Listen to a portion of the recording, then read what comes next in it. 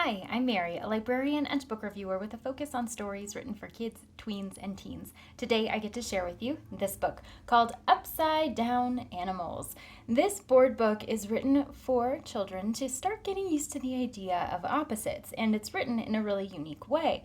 So not only are we talking about animals and opposites that you wouldn't necessarily expect, but also the book flips over when you get to the opposites.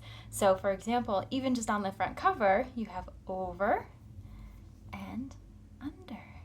And you have to flip the book in order to read a lot of the text. So the book is written in rhyming text as you go through, and it's using a lot of familiar words and not a whole lot of text. So great for those toddlers, those kids who are getting to know the idea of not only books but also opposites.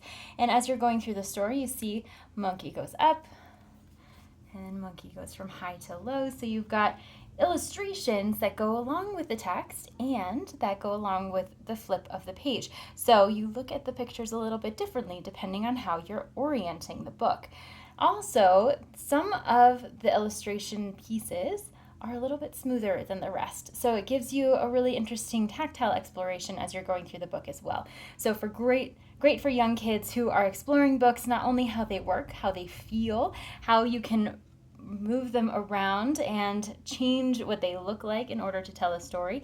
This book does a really good job of exploring books in a way that's fun and engaging for young readers. And it incorporates animals that they might already recognize.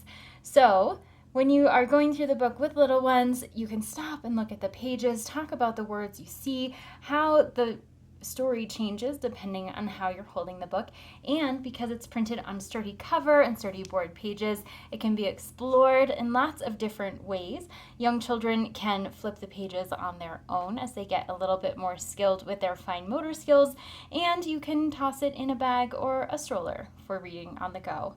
If this sounds like a great fit for you or for someone you know, I hope you look for it wherever you get your books.